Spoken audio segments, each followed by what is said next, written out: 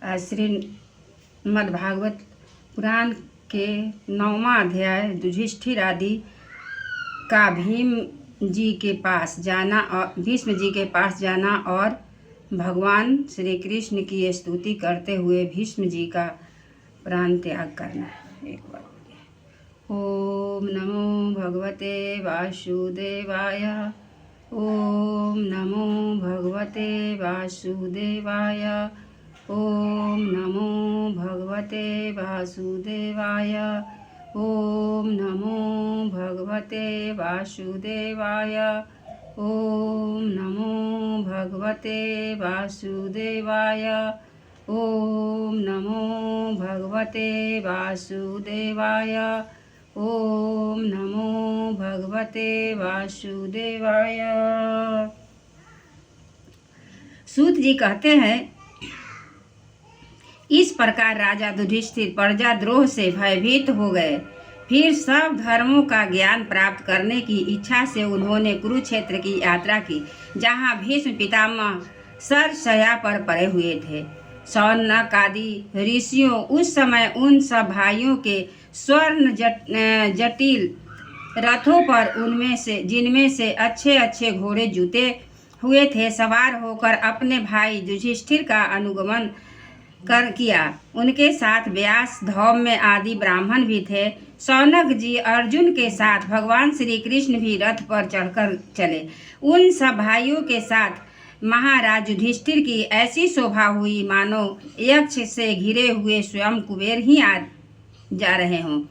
अपने अनुचरों और भगवान श्री कृष्ण के साथ वहां जाकर पांडवों ने देखा कि भीष्म पितामह स्वर्ग से गिरे हुए देवताओं के समान पृथ्वी पर पड़े हुए हैं। उन लोगों ने उन्हें प्रणाम किया। शौनक जी उसी समय भरत वंशियों के गौरव रूप भीष्म पितामह को देखने के लिए सभी ब्रह्मर्षि, देवर्षि और राजर्षि वहां आए। पर्वत, नारद, धौम्य, भगवान व्यास, बृहस्पति, भरद्वाज शिष्यों के साथ परशुराम जी, वशिष्ठ, इंद्र, प्रमद, त्रित, गृत्समद, असित, कच्छिवान, गौतम, अत्रि, विश्वामित्र, सुदर्शन तथा और भी सुखदेव आदि शुद्ध हृदय महात्मा गण एक शिष्यों के सहित कश्यप, अंगिरा, पुत्र बृहस्पति आदि मुनिगण भी वहां पधारे।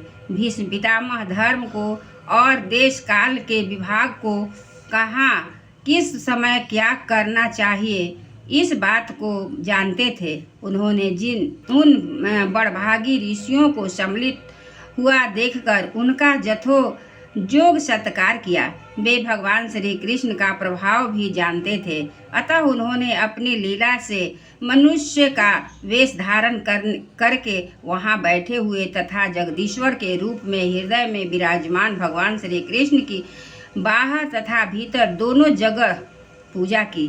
पांडव बड़े विनम्र और प्रेम के साथ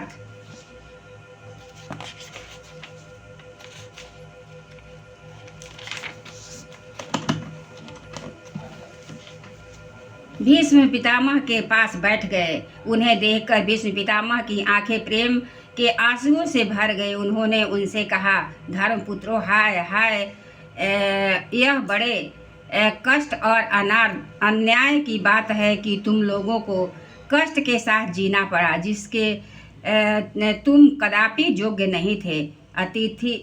अतिरथी पांडु की मृत्यु के समय तुम्हारी अवस्था बहुत छोटी थी।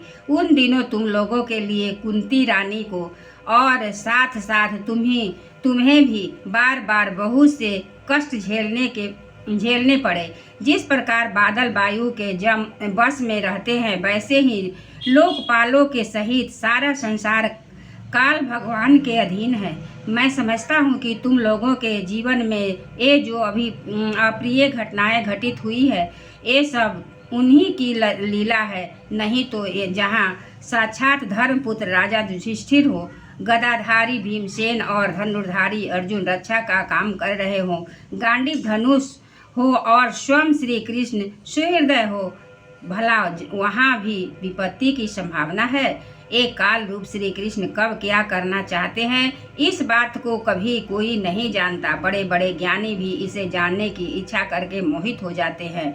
युधिष्ठिर, संसार की ये सब घटनाएं ईश्वर इच्छा के अधीन है।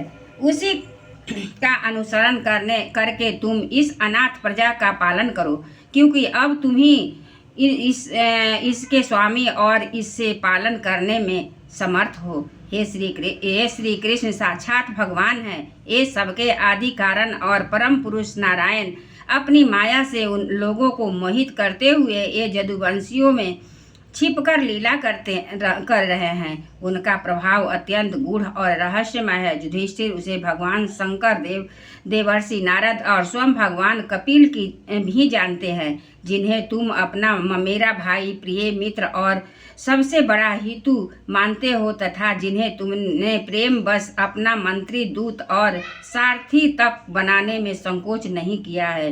वे स्वयं परमात्मा हैं।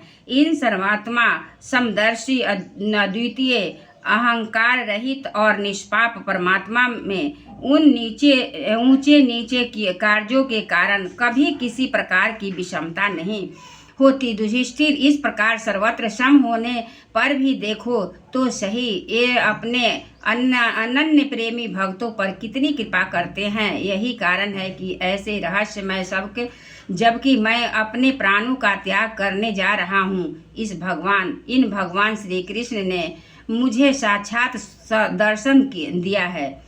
भगवत परायण योगी पुरुष भक्ति भाव से इनमें अपना मन लगाकर और वाणी से उनके नाम का कीर्तन करते हुए शरीर का त्याग करते हैं और कामनाओं से तथा कर्म से बंधन से छूट जाते हैं। वे ही देव भगवान अपने प्रसन्न हास्य और रक्त कमल के समान अरुण नेत्रों से उल्लसित मुख वाले चतुर्भुज रूप से, जिसका और लोगों को केवल ध्यान में दर्शन होता है, तब तक यहीं स्थिर रहकर प्रतीक्षा करें जब तक मैं इस शरीर का त्याग न कर दूं। सूत जी कहते हैं, युधिष्ठिर ने उनकी यह बात सुनकर सरसया सोए हुए भीष्म पितामह से बहुत से ऋषियों के सामने ही अपना नाना प्रकार के धर्मों के संबंध अनेकों रहस्य पूछे। तब तत्ववेता भीष्म पितामह ने वर्ण और आश्रम के अनुसार पुरुषों के स्वाभाविक धर्म और वैराग्य तथा राग के कारण विभिन्न रूप से बतलाए हुए निवृत्ति और प्रवृत्ति रूप द्विविध धर्म, दान धर्म, राजधर्म, मोक्ष धर्म, स्त्री धर्म और भगवत धर्म, इन सब का अलग अलग संक्षेप और विस्तार से वर्णन किया। शौनक जी इनके साथ ही धर्म, अर्थ, काम और मोक्ष, इन चारों पुरुषार्थों का तथा इनके प्राप्ति साधनों का अनेकों उपाख्यान और इतिहास सुनाते हुए विभागशः वर्णन किया।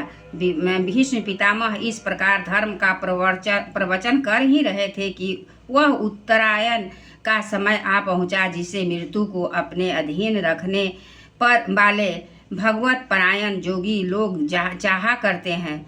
उस समय हजारों रथियों के नेता भीष्म पितामह ने वाणी का संयम करके मन को सब ओर से हटाकर अपने सामने स्थित आदि पुरुष भगवान श्री कृष्ण में लगा दिया। भगवान श्री कृष्ण के सुंदर चतुर्भुज विग्रह पर उस समय पीताम्बर फहरा रहा था।